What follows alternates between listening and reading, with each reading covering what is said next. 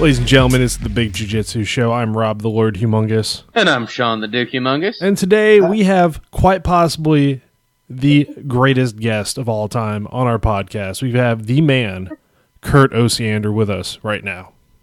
How's it going, Kurt? Right. What's going on? Man, so Kurt, thanks for coming on the show today. It's a big honor to have you on. Fuck that. I like doing these things. I like talking to you guys. It's fun to chop it up and fucking talk shit. Hell yeah. Yeah, and I actually have to say, Kurt, I met you before in Pan Am's last year in the men's bathroom. And cool. I really didn't want to say anything, and it probably wasn't the place to introduce myself. So now we finally get you on the podcast, and we're really happy to have you on. Nice. My name's Shawn, something penis. No, sounds like you're talking to me while I'm holding my dick and shit. I'm going to get a little nervous. and also, we have on the podcast, we have Michelle, Kurt's wife. She's pretty awesome as well. Heard some good stories before the podcast started up. She's funny. Thank you. Yes. And pretty. Oh, thanks, Kurt. Nice. So, Kurt, I know a lot of people know the story already of how you got started in jiu-jitsu, but could you give us a real quick breakdown, just like a real quick summary before we get into the real discussion of jiu-jitsu with you? I went to high school with Cesar Gracie, and after we all got out of high school, he disappeared, and then he came back on my front porch when I was living in Walnut Creek and with my first wife, and oh, stop it. And then and needless to say, I go, where were you? And he goes, oh, I was down in Brazil learning my family's martial art. I'm like, yeah, well, show me something. And the first thing he showed me was Mata Leon, and after that, I was like, oh, I gotta learn this. Man, and what year was that? Or around when? That was like pre-93, before the first UFC. So you're like one of the first pioneers in the United States for Brazilian Jiu-Jitsu, then, you would say. For like one of the I wasn't one of the first. I think if you look it up, I don't know how you find out, but I think I'm probably one of the first. I'm in the first batch of American black belts, yeah. I got mine in 2003. So throughout your martial arts journey, I mean, like, one of my favorite things I get to see from you is the move of the week.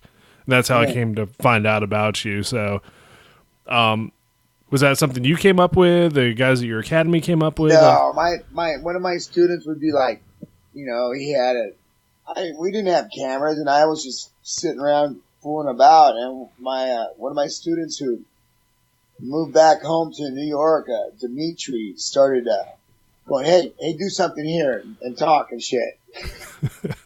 I'm like, all right. I did some move and talked a little bit. I prefer not to talk so long. Some of these guys fucking sit there and fucking talk about theory and fucking philosophy and just get to the fucking move. And show it really well and just show the important shit, but stop fucking talking. And then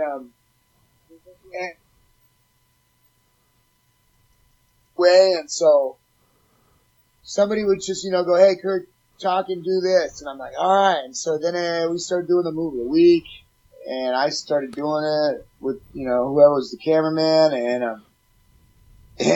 I was just fooling around. I don't do any of this stuff. I don't do any of the editing. I don't do anything. I just do it. I just do fucking crazy shit and talk shit. And eventually, I don't know how it happened. I was looking to see, like, on GoDaddy if I could buy movieoftheweek.com or something like that, but somebody already had it. Lame. Some asshole stole it.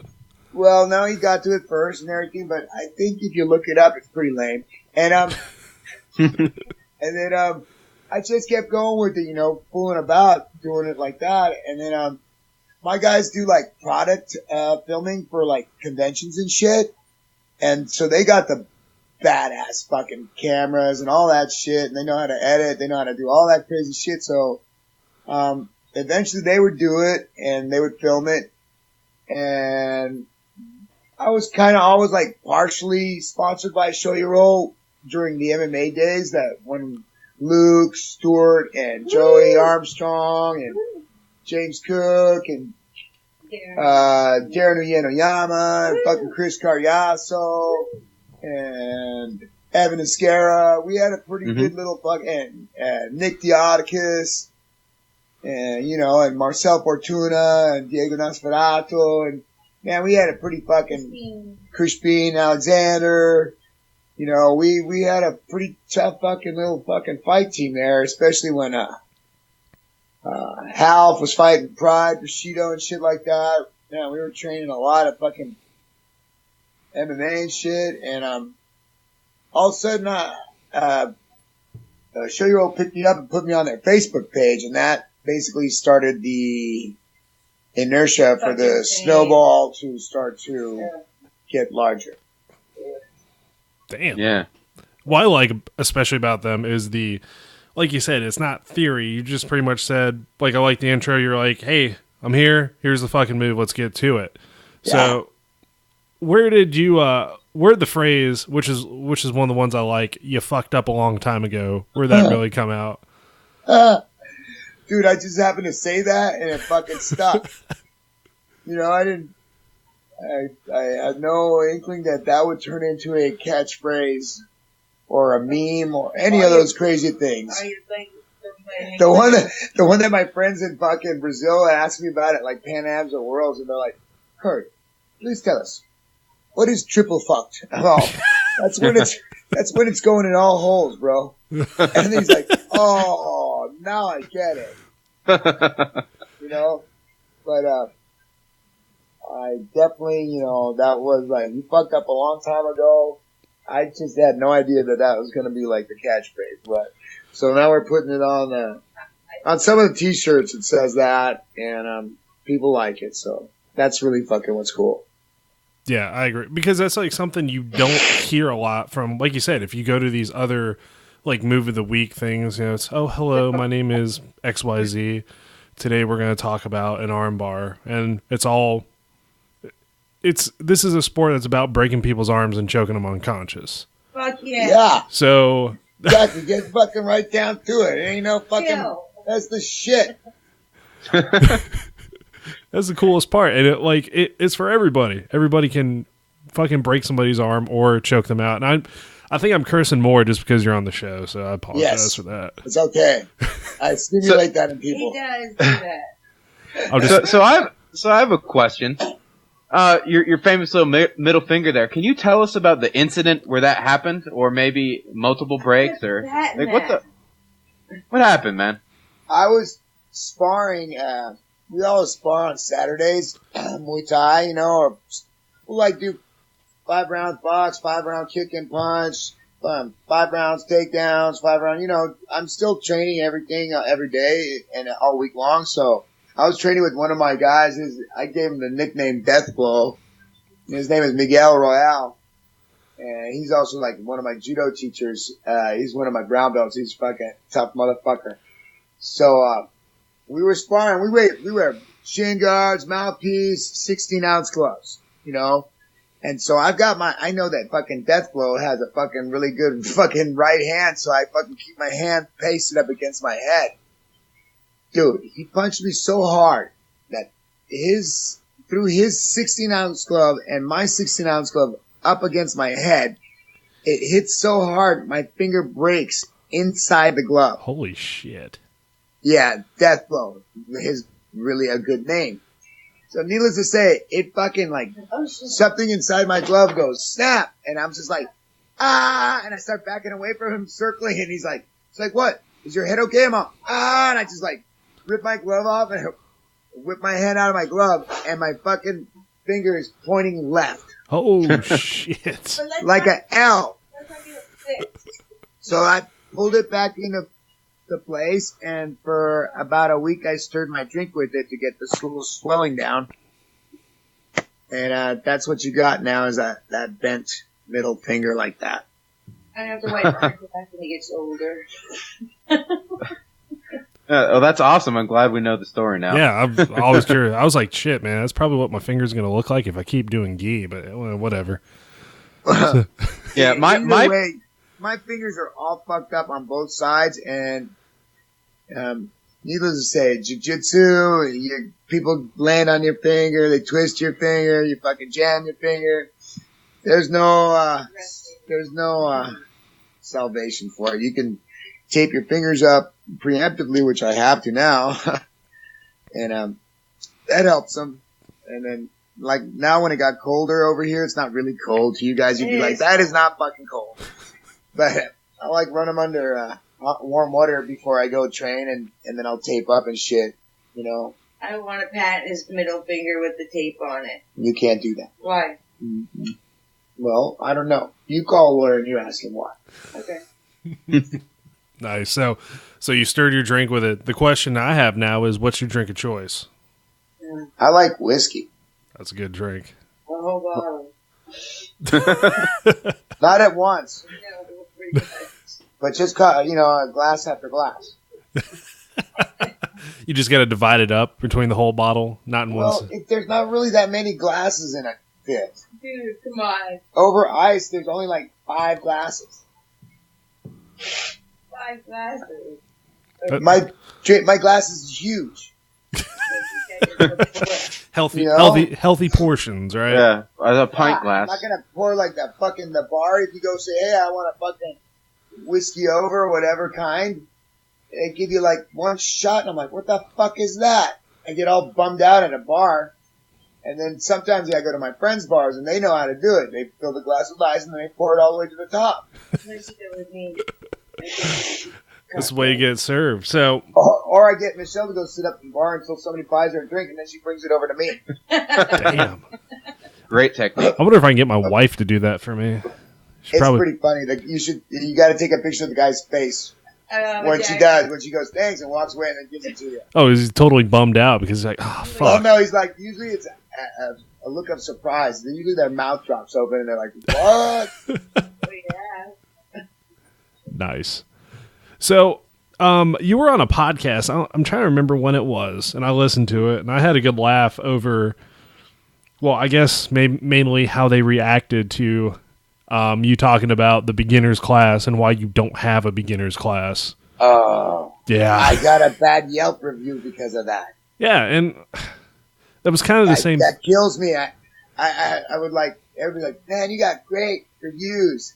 And then one time this person, one of my guys came in and goes, Kurt, you have one bad review. And I'm like, what? No fucking way. So one day I looked it up and I'm like, oh, motherfucker. It was that person. They're shit anyway, so fuck them. Yeah. You know? It was just interesting because, so you're like a wealth of knowledge, right? To some of us who have, made it or, just always listen to you helps. And that's not me trying to be a kiss ass. It's just, Cool, that's cool. That's cool. yeah. So to hear like this interview, and I'm not going to name the podcast, but like pretty much it was 30 minutes after your interview, them complaining about the language. Do you think the swearing or me using derogatory terms of other people? A little bit of both is what it seemed like. I cut the shit off after that. I was like, whatever, man, just turn it off. So, Fuck them. Well, you know what? No, they can believe what they want and everything. I am gonna say it like how I feel it, and some people don't like it, and some people do. So, like I said, there is no censorship. So if you don't like what I fucking say, don't listen to me. Fucking don't legit, listen man. to me and then go, I fucking hate that guy because I didn't force you to fucking listen to me. nope. Yeah. Sorry, Rob. I'm taking notes on what he's saying. No, man. I got to remember this. No, it's something that I agree with because it's, for me, I feel like there's a lot of everybody's too worried about not offending people. I'm not worried about that. Yeah. I'm going to offend everybody equally. That's what it should be. But I mean, like, a lot of people will let that get in the way of saying what needs to be said. As far as... Well, then they're actually not being honest then, are they? Nope. Sure aren't.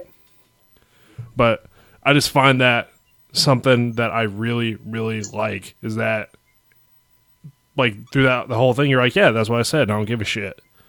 Yeah. And that's something we need more of. So... I think that a long time... Well... When I was young, oh, fuck, geez. Anyway, a long, long time ago, United States and California and everything like that was way more roughneck, and everybody talked shit to each other, and this racial stuff and all the fucking gay fucking shit and all that other crap didn't fucking matter because everybody just fucking was everybody. And all of a sudden, I don't know what the fuck happened. All of a sudden, everything's like, no, you can't say that. You can't say retarded. That is offensive to these people. And you can't say this because that's offensive to these people. Retarded is offensive. Well, what am I going to say? You can say, hey, you're fucking stupid or you're fucking retarded. It doesn't matter. And I usually go, you're a fucking stupid retard. So, it doesn't fucking matter. But all of a sudden, like, it started getting kind of weird and shit where you couldn't say anything because this is offensive and that is offensive. Bunch of fucking dick suckers. And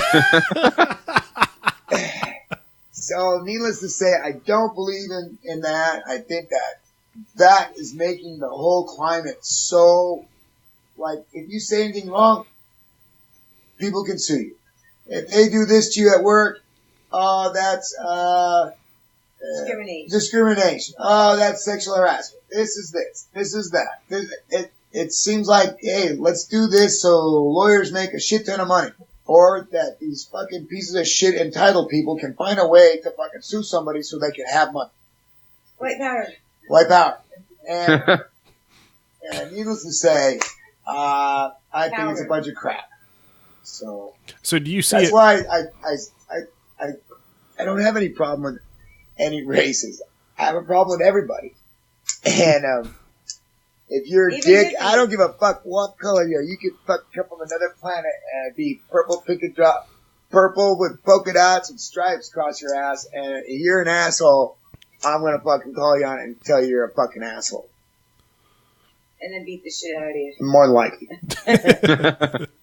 So do you see any migration of that, like the entitled or the offensive, attitude creeping over to the mats at all?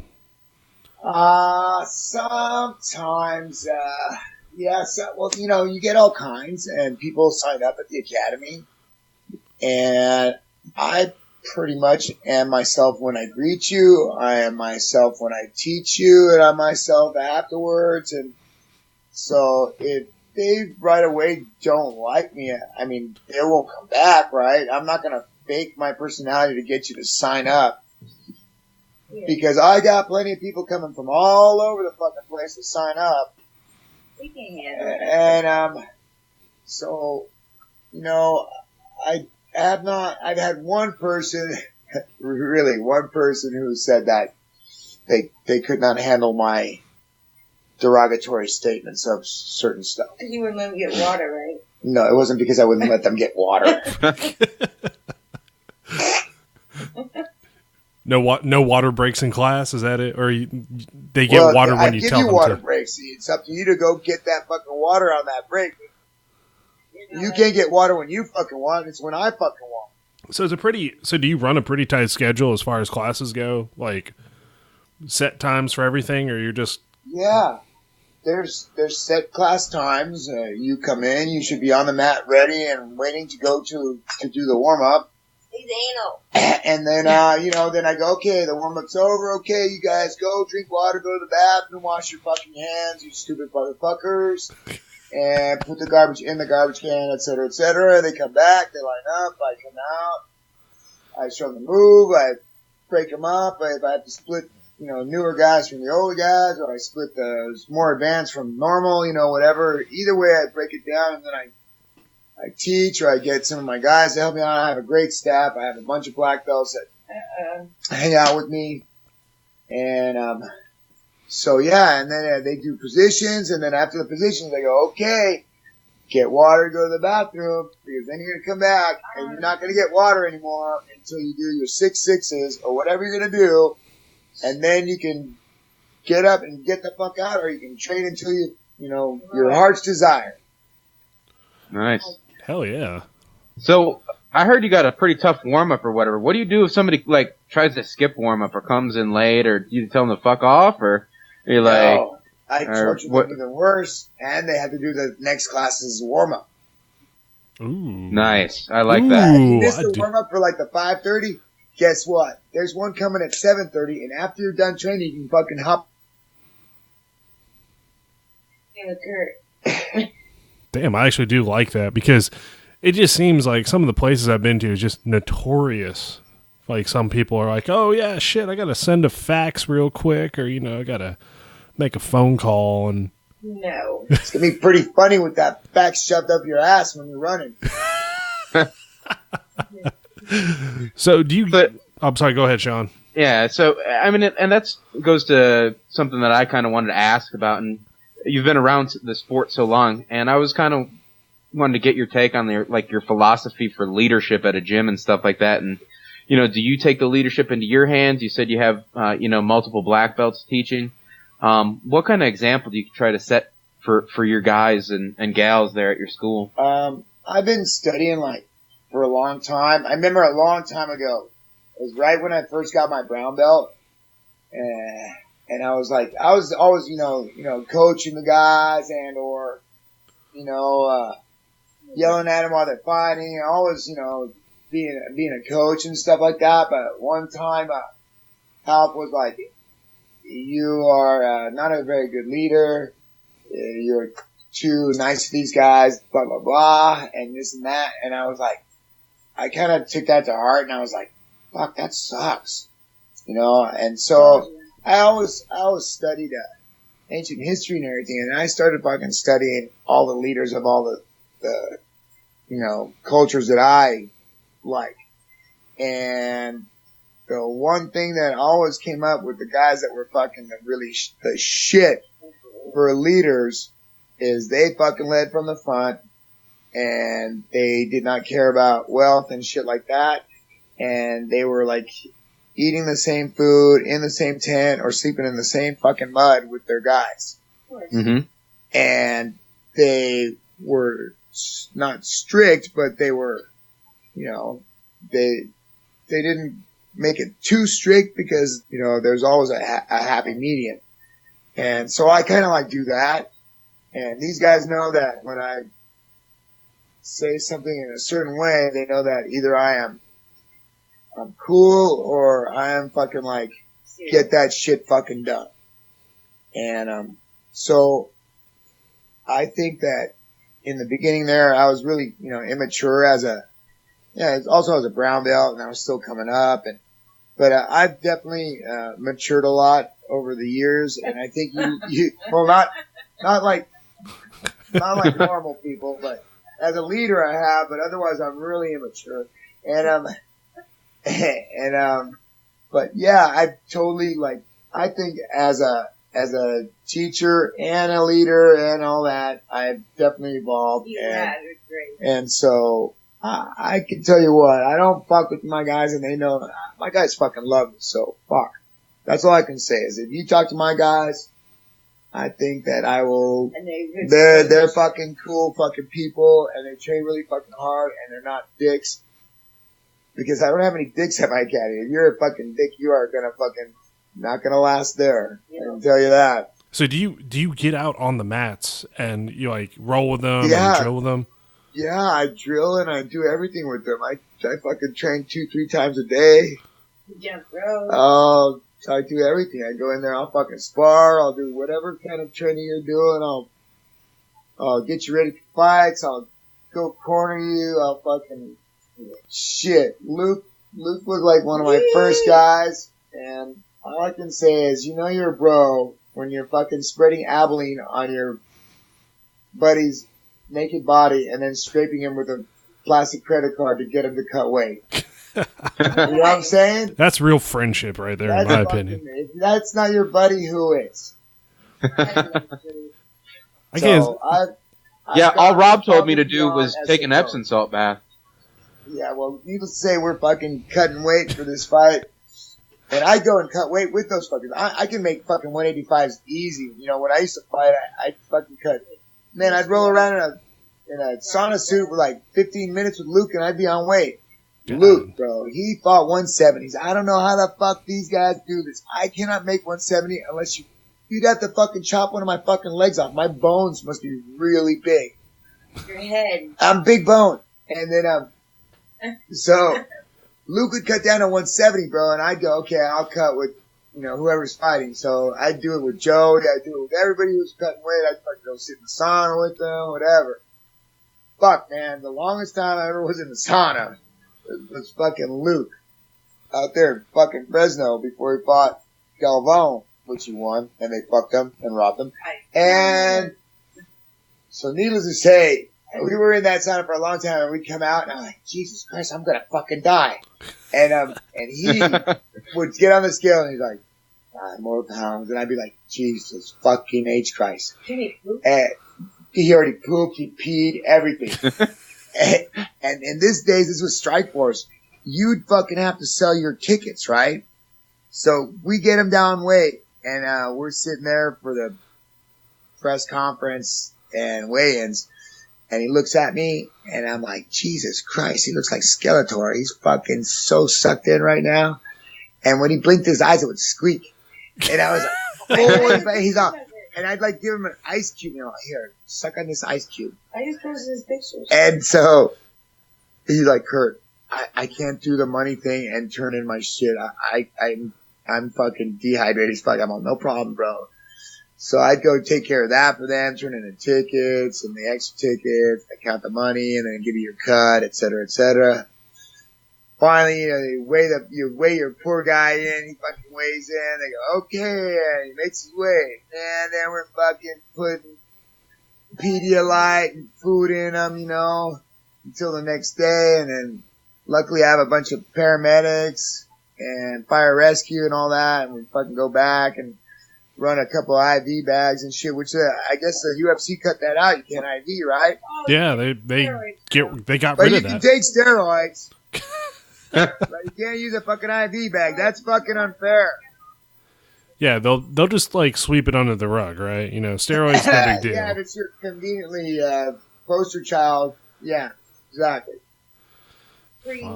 So yeah, I mean, allegedly. Allegedly. Yeah, my exactly. bad. Forgot to add that. Slander. Yeah, no shit. Oh yeah. What are they gonna get me? Your dog? They don't get anything. We don't got shit. So yeah, that fucking shit sometimes is crazy. That the rules and regulations of stuff. I just posted a picture of Luke. And what was the subject again? Luke. I don't know. Oh, we're just talking about drilling and rolling. Yeah. And so I do all that shit. I do everything with my guys. I don't put them to do anything I wouldn't do myself. So based on your opinion, not some people I've run into in the past, yes. What would you say about a black belt who doesn't roll or drill or train with his students? He's very unsure of himself. How's that? I like it. Sounds good. He obviously, his ego is, I don't, fuck, what do you think? I'm fucking invincible? I'm not fucking invincible. My guys fucking whip my fucking ass. So, yeah, I got no problems with that, man. Word. I train hard and fucking get my ass kicked in the academy so I can go do well and when it counts. You know what I'm saying? Yeah. The academy is no place to, how can I say, guard your record. And guarding your record is fucking gay. These guys fucking get a good fucking, bunch of victories, and then all of a sudden they go, oh, I'm not going to compete anymore because I retire. Oh, why? You're fucking 28, or whatever age they are. It's like, why would you retire? Nice. And basically they're keeping their stuff clean. Their record is clean. They're 10-0, and then I'm going to keep it 10-0. Shit, I learned more from fucking losing than I ever learned from winning. Yeah. I don't even remember shit I win. My wife knows. I don't even remember. I have everything documented. I can tell you when I lost, though. Oh, hell yeah. I will say that. I can tell you when you lost. Shut up, you. Right on the button. Yeah. Nah, so I got another question.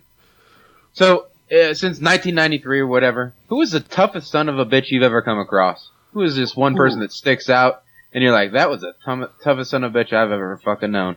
But I'm really fucking spoiled, man. I'm spoiled. I've had a lot of people smash me. Health is fucking, like, it's like the worst kind of training ever. And, because he's got like, he got different gears. He can be fucking nice, or he can be fucking, or he can fucking put it on you. It depends how he feels that day, you know what I'm saying? Fuck, man, I got to train with everybody. The one that, like, recently, who's the best? Yeah, or whatever, man. When you like, got up and you were all like, time? holy shit, man. All time, man. I tell you what, I was really lucky, and I got to hang out with Braga Neto for a long time, and he used to come back and forth, and now he opened up his own academy in Manaus, and I think the UFC cut him, so he's up there in where he's from, and he opened up a really cool gym. That was like the hugest person with the fucking really cool fucking game, and oh, man, I can't even say that. Okay, you want to know a bunch of people who smash me? Okay. Halp is probably the worst smashing ever. Right? Yeah. I got to train a lot with Baganato and Diego Nosferatu, or Marcel Fortuna. Who else? Gordo. Fuck. Hyan was awful. Man, but then my students are awful. I got some fucking guys that are fucking so small and they're so fucking good, bro. But then I got like Jake Scoville. He's our longman jiu-jitsu black belt. He's fucking really good. I got Julian. He's really good black belt. Man, I just gave Wolf Bernardo his black belt. He's fucking terrible. He's like a little guy. He's the fucking monster. My brown belts are really tough. I got a plethora of fucking brown belts that are all tough. Man, who else? Crispin, Sapone, Ricardo, Crosley, Gracie. Fuck, man. Everybody. BC. BC is one of, but those are the little guys. They're dwarfs. And, but man, yeah, man, I'm really fortunate. I've trained with a lot of fucking high level guys, and they're tough for a reason, because they're either super talented or they're super talented and gifted. So, your minds are going through. Yeah, or you fucking do what I do and you outwork talent. So, Just kill. And just fucking work really hard. Yeah, that's a perfect answer. Absolutely. So within that time, too, even with all those tough people, was there ever a time you're like, dude, fuck jiu-jitsu, I quit? Or you wanted to? Oh, dude, that was like blue belt. 28. Blue belt was tough, bro, because I was still like kind of in the partying and metal scene and shit like that. And I would go in there and, do really well, and then miss a day and go in there and get my ass handed to me and be like, fuck. And then, sometimes I'd show up late and all fucking baked, and the help would be like, nope, there's no jiu-jitsu today, go home. I'd be like, what? What do you mean? There's jiu-jitsu, I can see it. And he's like, no, not for you. You go home. I'd be like, fuck. Go home. Or I'd have a bad day. I'd go home and I'd fucking take all my gis and throw them in a garbage can. And go back inside and be like, fuck that, I don't need this shit. And then I'd be like, fuck, I'm not a quitter. My dad didn't raise a quitter. I don't even know what that fucking word means. I'd get up, go get my fucking gis out of the garbage can, and then go back to jiu-jitsu the next day. He cried for like 3 days. You shut up. He did. He was dead for like 3 days. Cried. Shut up, you. It's tough. I mean, there's always going to be that shitty day. Jiu-jitsu's a character test. Yes. And Absolutely. if you got character, you'll go through just fine. You ain't got no character, you're fucking out of it. I ain't got character, but I ain't gonna go through that. Out of here, pussy. So do you have anybody throughout the years, maybe you could tell a story or something of somebody that just surprised you, somebody that maybe you didn't think that had, what it took, and then they just, they kept at it and they're like a brown or black belt or became a competitor, and you just were like, this person has no chance, or don't you think that about people? The one that usually didn't get nervous. fuck, man. A lot of these guys went through that phase, you know? I think that's part of your upbringing, jiu-jitsu upbringing, you know? It gets tough, the level goes up. You know, not everybody's a super athlete. Like, a warrior. Or man, I got fucking this guy, Todd. Fucking Todd. Professor. Todd. Needless to say, fucking, he's a professor at USF, man. Yeah. And you would never think he's a fucking nerd, man. He's the accountant fucking professor there. Dude, that fucking guy is tougher than shit. He's a pretty good guy, a pretty good game, very dedicated. I call him the anti-partner because no matter who you put to drill with them, they go, there's something wrong with our move. And I look over, who's your partner? I look over, I go, anti-partner. No wonder. So, he's a professor. He made it through. What else do I got? Marianne. Yeah, Marianne. No, Marianne was going to make it through. He was crazy. Hey, the only reason he got that nickname is he'd walk in after Todd. I'd go, Professor, and then he'd walk him out, Marianne. And then he already told me. You know, a lot of the younger guys don't get that shit. Yeah. Yeah, They don't Gilligan's watch Island. fucking, they didn't see that TV show, but, yeah, he got stuck with the fucking nickname Marianne, so you got me fucking screaming at him when he's fighting and shit. I'm going, Marianne, no! The other coach is like looking around to see where I'm fucking yelling. I'm like, no, that's my guy right there. His code name is Marianne. And he go, why? I'm like, I can't explain that. But yeah, man, there's a lot of people that you think won't make it through that do. And, you know, that's just not maybe because they're really athletic or they're fucking tough, but they fucking will not quit. And they love you, Kurt. Well, they love me and they won't quit because they're really stubborn pieces of shit. Yeah, that's pretty awesome. Those are the guys you want to roll with. I like those stubborn guys. Yep. Make life fun. So I'm kind of bummed out. Like, for those of you who are listening to the podcast, because, you know, it's like radio and you can't see anything. Unfortunately, the video didn't work because Skype hates all of us. And I think I'm supposed to. Naked anyways on the couch. I am laying here naked with a cocktail, so maybe you don't want to have that visual. No, I don't know, man. I'd chance that. But, you know, it's. I would be changing different helmets and armor this whole time. And that's what kills me. I want to see all this, but Oh, dude, I got some cool shit, bro. what's your favorite piece of armor, would you say? Or helmet? I got a Lorca segmentada, really real reproduction of it, and it's not so heavy and cumbersome. You could see how it would have been very effective, you know. I really like the Roman phase of the history of the planet. So, otherwise I've got some other armor and helmets. I got real recreations, you know, that are true to the epic and everything and the weight. So, and I collect swords and shit like that. Oh, God. And weapons. Everywhere. Nothing wrong with that. So Oh, That's what I said. It's cool shit. So what drew you to the Roman period for history then? Don't know, but like I can remember as a little kid, toys were way cooler back then, and I would like as soon as I was like, man, I was born, and they would take me to my mom is from San Salvador, Central America, but my dad's from Munich, Germany.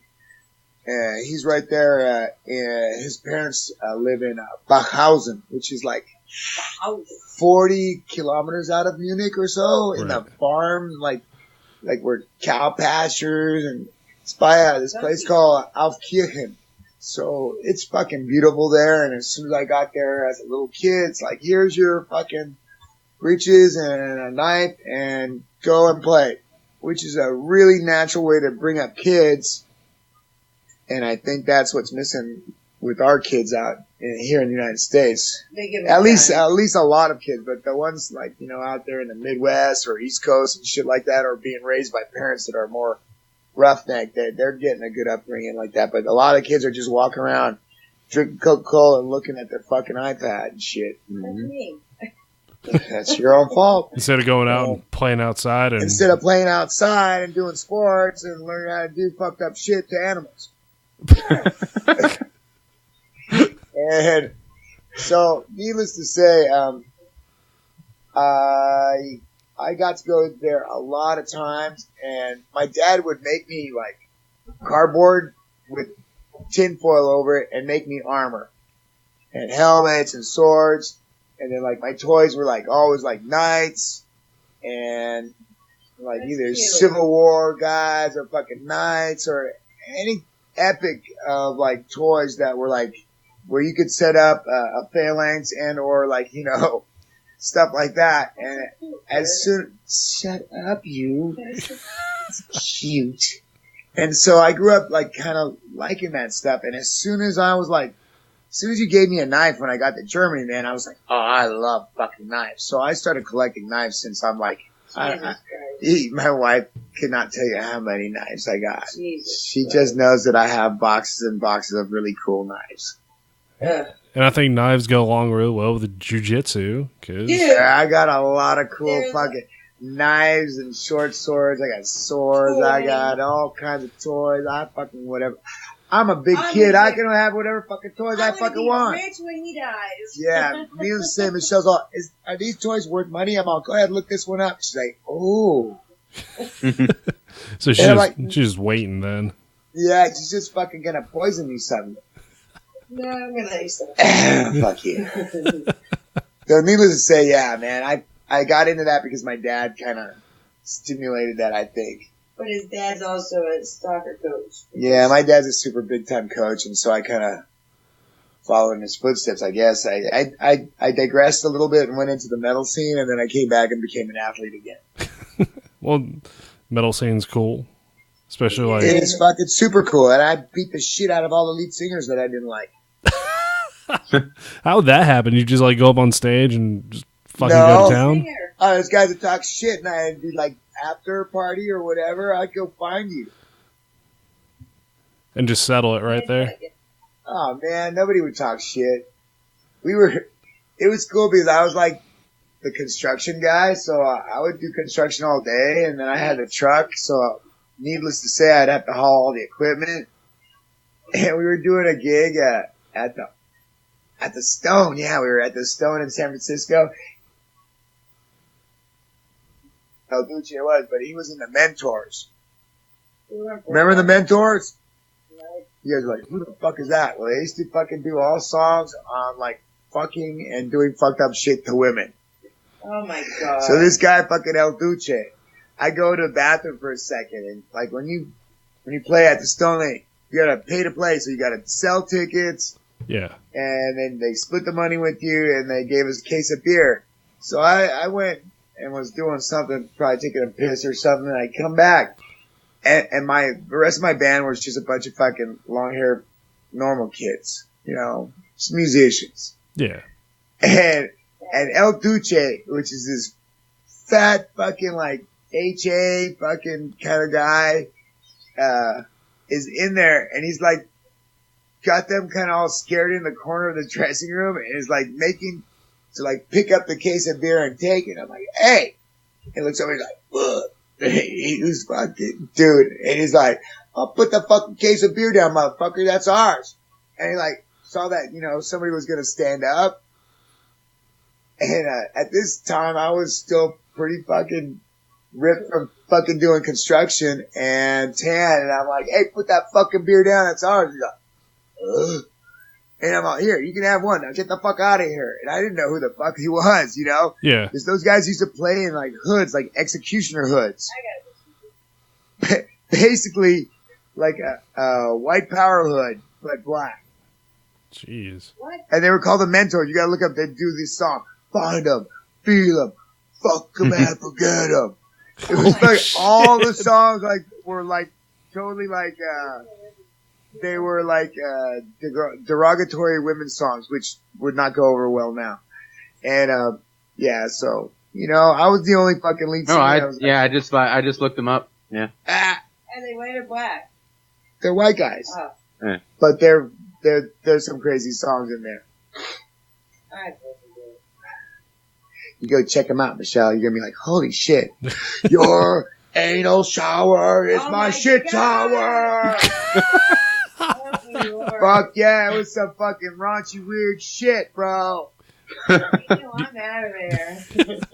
Do you still go to any metal shows, or do you just kind of? Yeah, man. He took me to I take Michelle. I'm a hippie, dude. I go to the dead. I take Michelle. I took her And then fucking. I On one of our first dates, I took her to fucking Slayer Rain and Blood tour. I almost died of the devil. And fucking we walked in there, and I was working backstage back then, and so I got good tickets. I had backstage passes, and we were like right there in front of the pit, and it starts going off, and I'm like, look, you stand right here and don't move. I'll be right back. And she goes, where are you going? And I'm like right into the fucking pit, you know? Yeah. Backwards. I was like, I do fucking reverse mosh.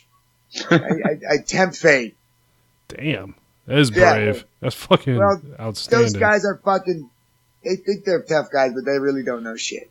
And so by then, those guys are trying to fucking clip me, like fucking clothesline me. I'm fucking double legging him and throwing him up into the sky. And, but yeah, last year I took her to Megadeth.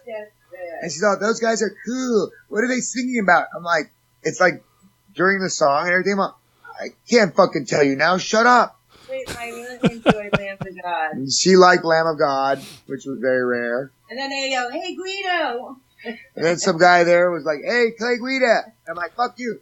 Oh shit! Are you serious? Yeah. Yeah. Dude, I can't tell you how many times that has happened. Really? Yeah. Hey, Guido. I had this guy stop me at the San Jose UFC, and the guy's like, hey, Clay Guida. And he had like his infant child in his hands. He's like, hey, Clay Guida. I'm like, hey, what's up, bro? I'm not Clay Guida. He's like, come on, Clay Guida, take a picture with my child. And I'm like, yeah, bro, I'm not Clay Guida.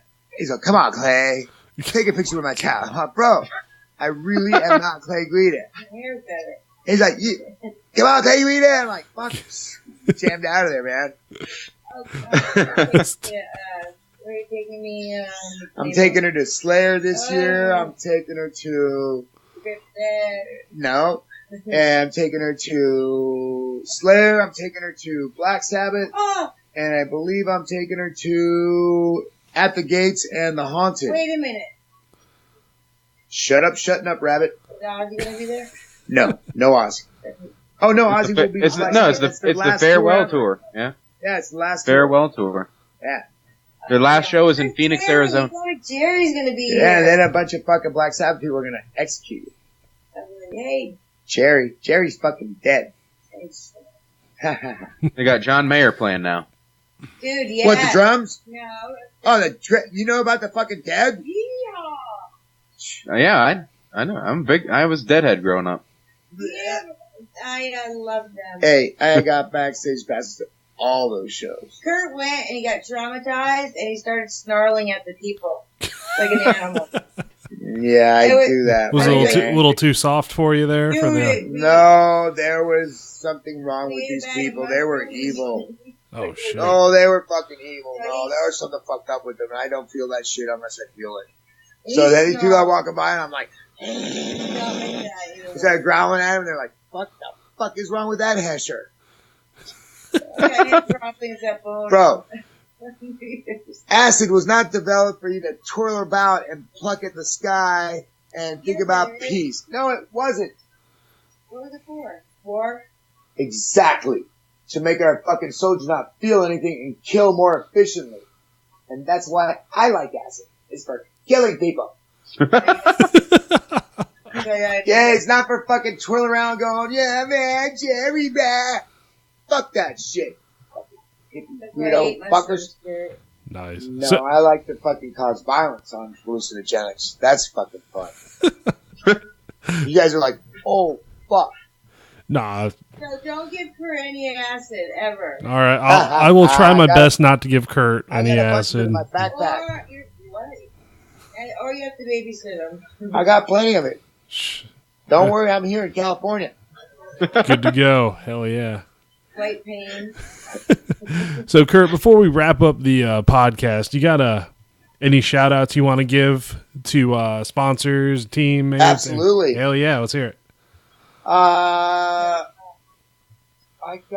know who. Shut the I'm choking you out. fucking like that. Shut fucking joint and put it in your mouth. Show your roll kimonos. Q5 Combat. OTM Fight Shops, Strike First Supplements, Afterglow, Power Find Knee Pads. Man, I sound like a race car driver. Nostify. What? Barbary Coast Marijuana Dispensary. I'm sponsored by a pot club, yes. That's pretty legit. That's yeah, I know. Cool. I've been sponsored by a pot club ever since ever, bro. 22. Mission 22. We Defy Foundation. Geese for GIs. My little life. Yeah, I think that's all my sponsors, yeah. And to all your fans.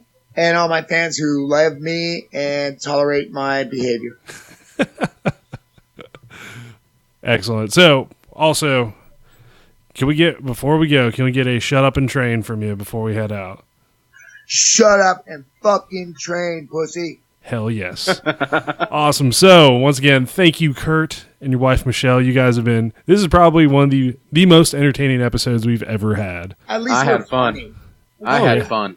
At least we're funny. Yeah. We talked about jujitsu. We talked about drugs. We talked about heavy metal. Roll. And good things. Jesus Christ, and all the good things in life. That's right.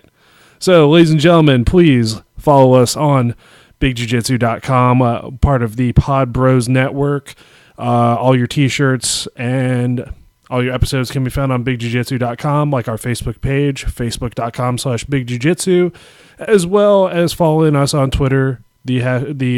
Our Twitter name is @bigjujitsu. Once again, I am Rob, the Lord Humongous.